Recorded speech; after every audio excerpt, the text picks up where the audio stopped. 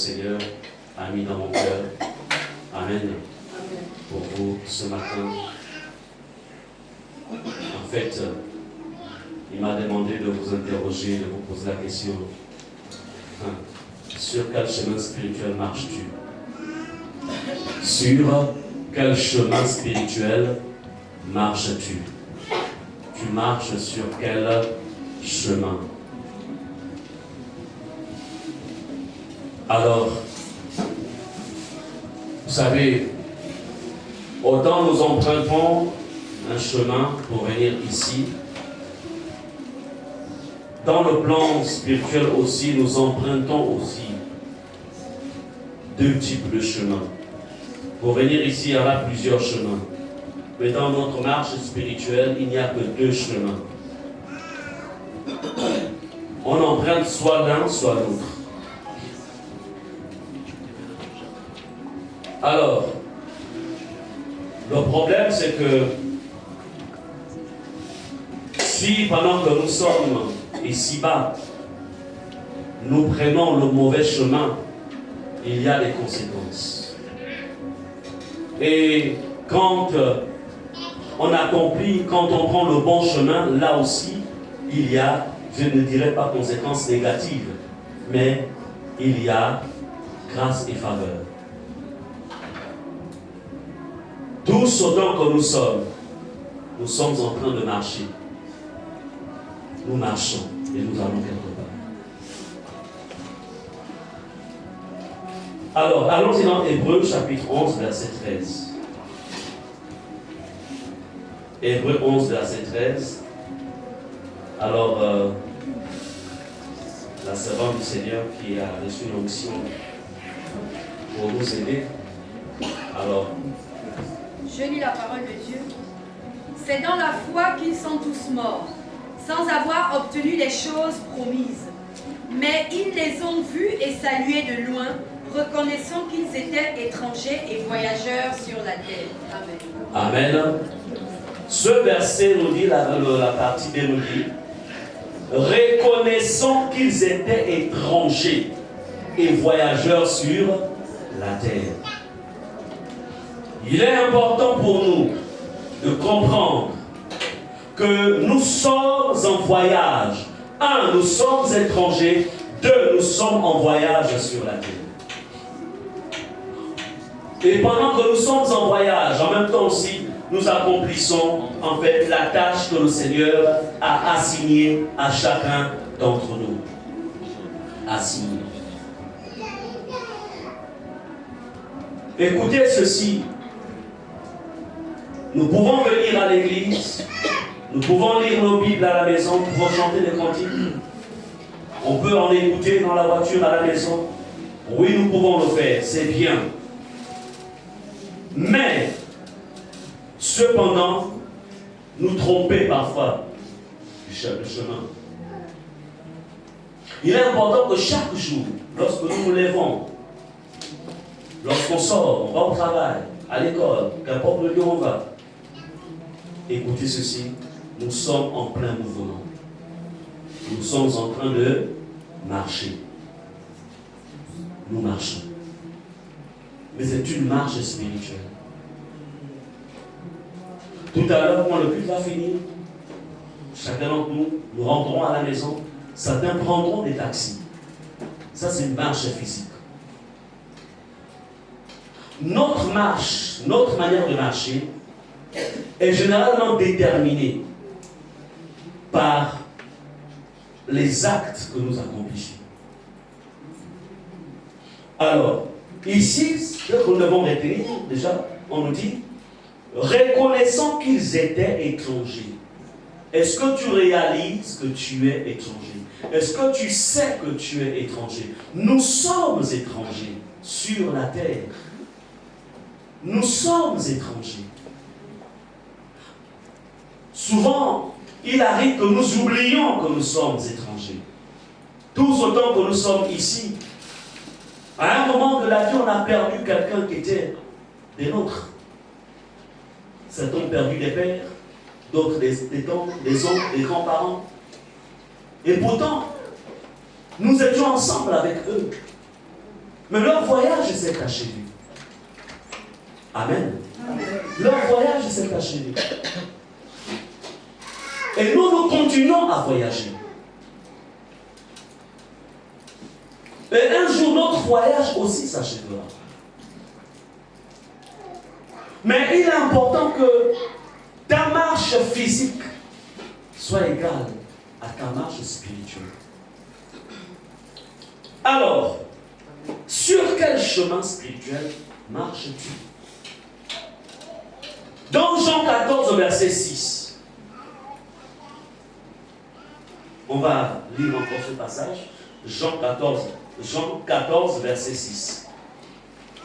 La parole de Dieu déclare: Jésus lui dit: Je suis le chemin, la vérité et la vie. Nul ne vient au Père que par moi. Amen. Amen. Alors, Jean 14 et 6 nous dit: Je suis le chemin, la vérité et la vie. Nul ne vient au Père que par moi. Je suis le chemin. Nous avons ici Jésus qui s'est révélé comme étant le chemin. Sur quel chemin marches-tu? Il s'est révélé comme étant le chemin. Mais on va se rendre compte dans la parole qu'il n'est pas le seul chemin. Il est le véritable chemin, mais il n'est pas le seul chemin. Donc il y a d'autres chemins qui ne sont pas véritables. Il n'y a que lui qui est l'unique et le véritable chemin.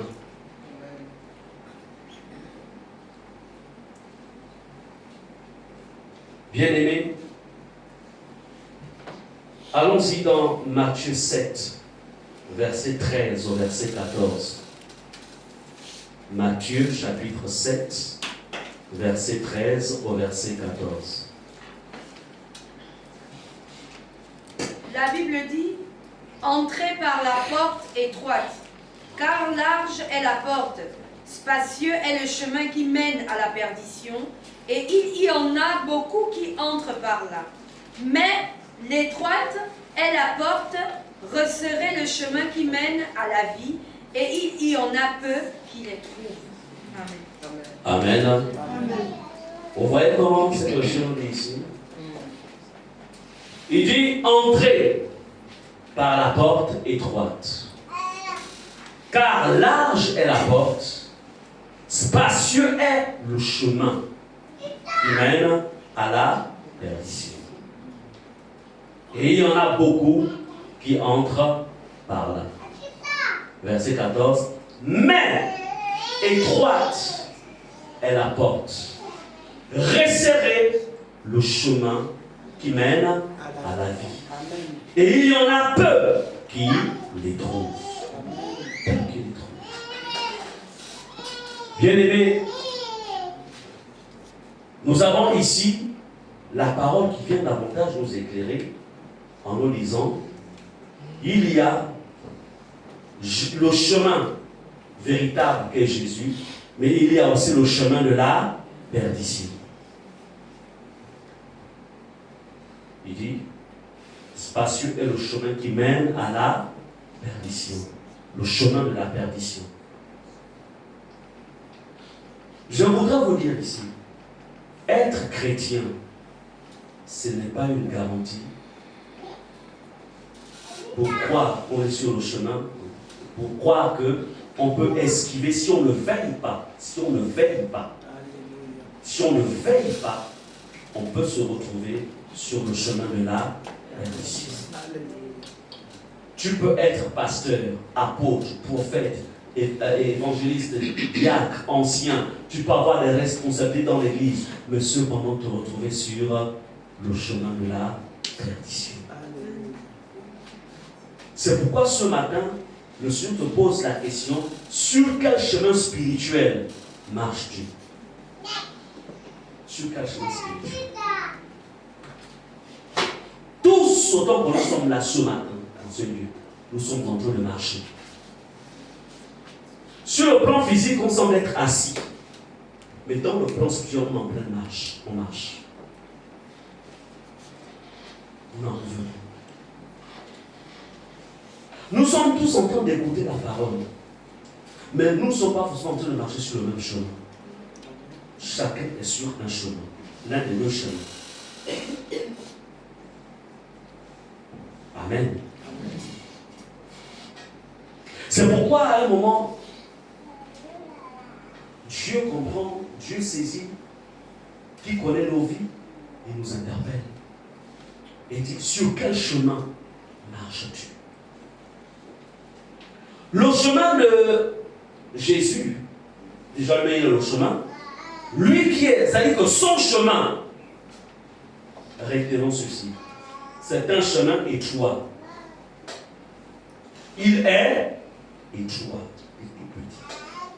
C'est un chemin resserré. Un chemin étroit et un chemin resserré. Et Jésus dit que dans une église, dans une congrégation, il ne parle pas d'abord des gens du monde. Hein. Il dit il y en a peu qui le trouvent, donc qui marchent sur ce chemin. Le chemin de Jésus, que Jésus nous présente, c'est un chemin étroit, petit, resserré, compliqué pour y entrer, pour se maintenir.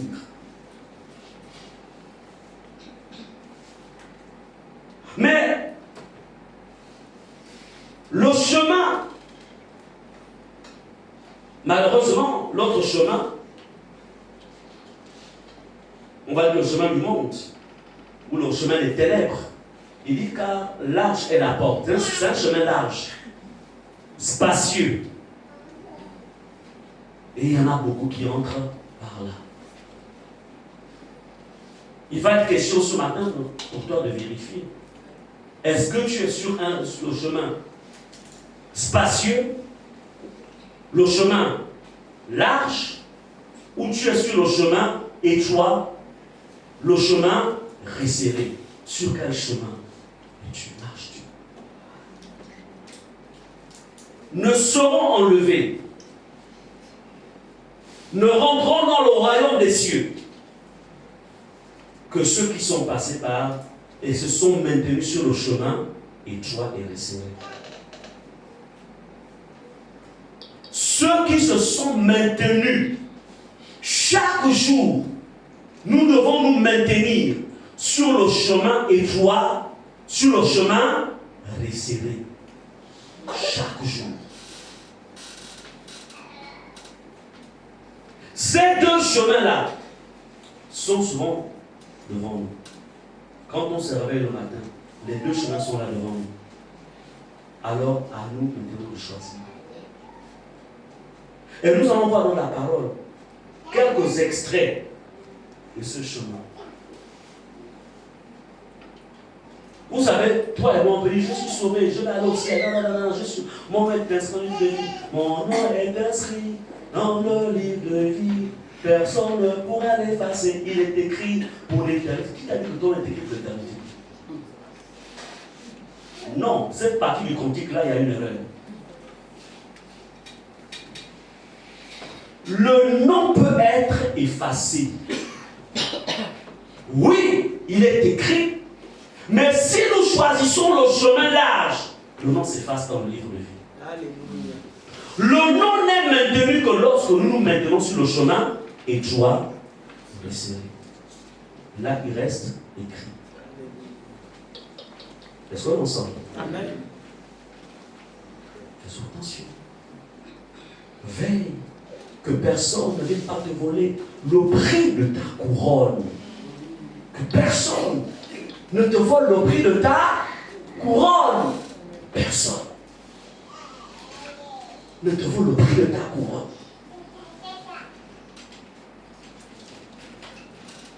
Est-ce qu'on est ensemble? Alors, on va voir, on va aller dans Matthieu 5, versets 17 à 19. On va petit à petit décortiquer et comprendre. La Bible déclare: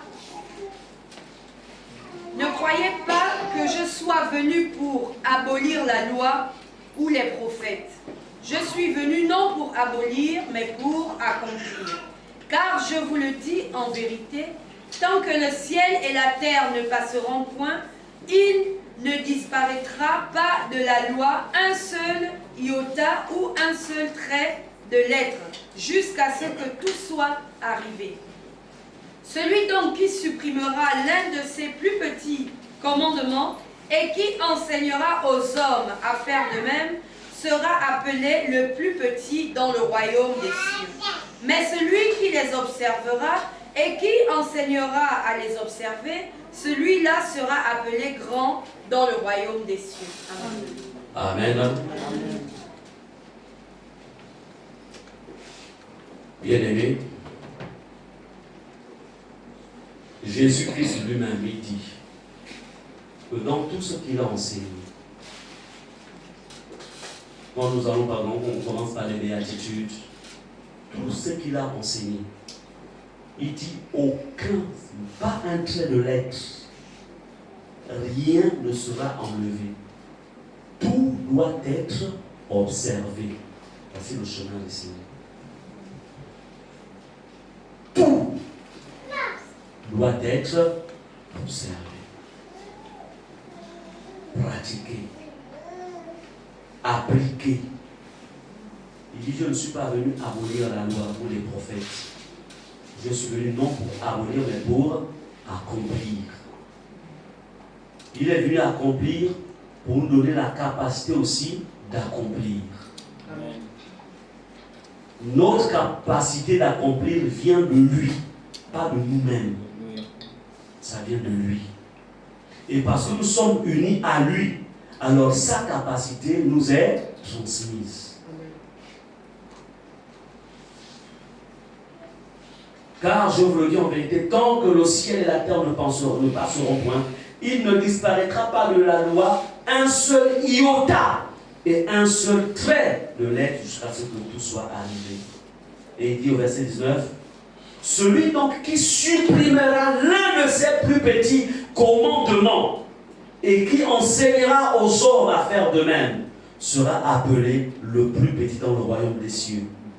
Mais celui qui les observera et qui enseignera à les observer, celui-là sera appelé grand dans le royaume des cieux. Voici le chemin du Seigneur qui est inséré. Ce chemin nous appelle à observer. Ce que nous n'observons pas, ce que nous n'appliquons pas, nous établit, nous conduit carrément sur le chemin large et spacieux. Lorsque nous observons, nous sommes maintenus sur le chemin resserré et étroit, que peu trouvent. Alors, lorsqu'on va au verset 23, jusqu'au verset 25, du même chapitre, Matthieu 5, 23 à 25, oui. La Bible dit, si donc tu présentes ton offrande à l'autel et que là tu te souviennes que ton frère a quelque chose contre toi, laisse là ton offrande devant l'autel et va d'abord te réconcilier avec ton frère. Puis viens présenter ton offrande. Accorde-toi promptement avec ton adversaire pendant que tu es en chemin avec lui, de peur qu'il ne te livre au juge, que le juge ne te livre à l'officier de justice et que tu ne sois mis en prison. Amen. Amen. Voici comment commence à se définir le chemin resserré. Le chemin resserré. Si donc, comme ce matin-là, nous sommes là dans l'église, on a présenté à Dieu nos offrandes de louange, offrandes d'adoration, offrandes de prière, on l'a fait. Et le Seigneur dit, si donc tu présentes ton offrande à l'autel, et que là tu te souviens que ton frère a quelque chose contre toi, Ce n'est pas que c'est toi qui as quelque chose contre ton frère. Tu te souviens que non, en fait, l'ancien accent a quelque chose contre moi. Donc, ce que je dois faire, je cesse même de prêcher. Je dois le rencontrer. Je dis ancien.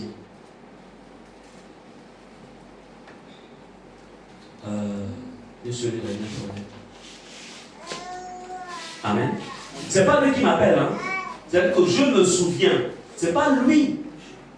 C'est moi qui dois me souvenir. C'est-à-dire que je me souviens. Amen. Ouais, pourquoi le chemin est resté? La question, est-ce que tu fais souvent ça? Est-ce que tu fais souvent ça? La parole de Dieu dit, si donc tu présentes ton offrande, tu sais que tu sais le temps d'aller à l'église, bien tu dois prier, etc.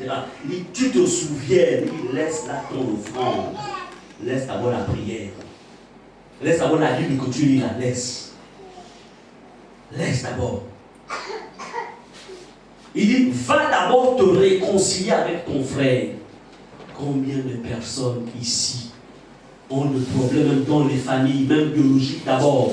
Combien ont des problèmes? Combien ont des problèmes?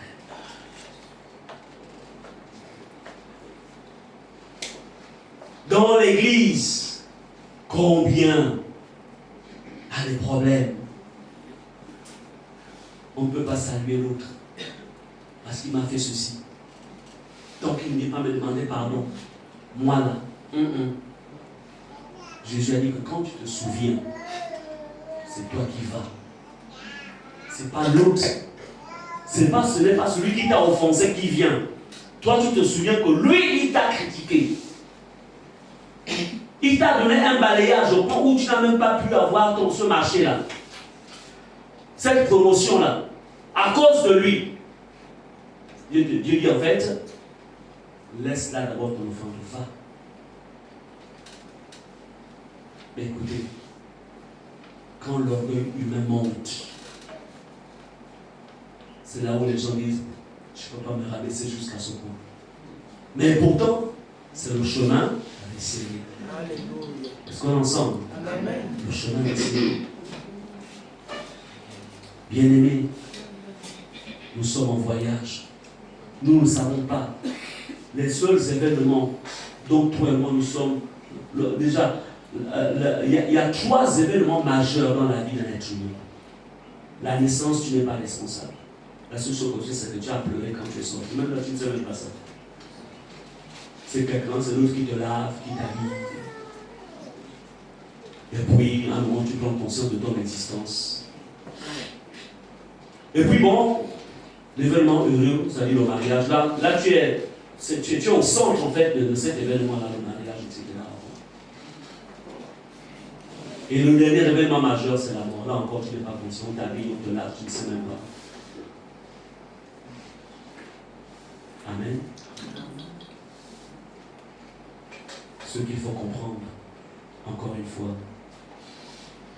la Bible nous dit, accorde-toi promptement avec ton adversaire pendant que tu es en chemin, c'est-à-dire pendant que tu es encore sur la terre, tu respires encore, tu vis. Il dit, accorde-toi promptement. Il ne faut pas que tu partes comme ça avec ce genre de problème parce que tu ne maîtrises pas ton futur, ton avenir, tu ne le maîtrises pas.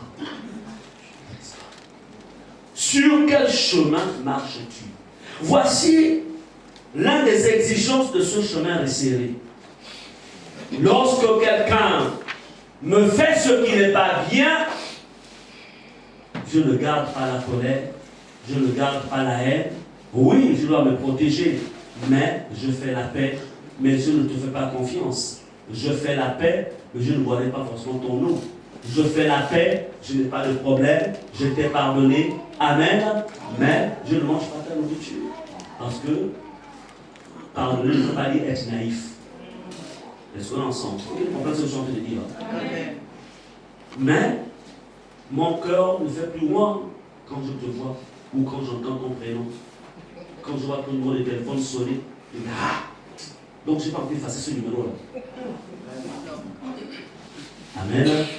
C'est pas tout le capot, ça. Chemin resserré.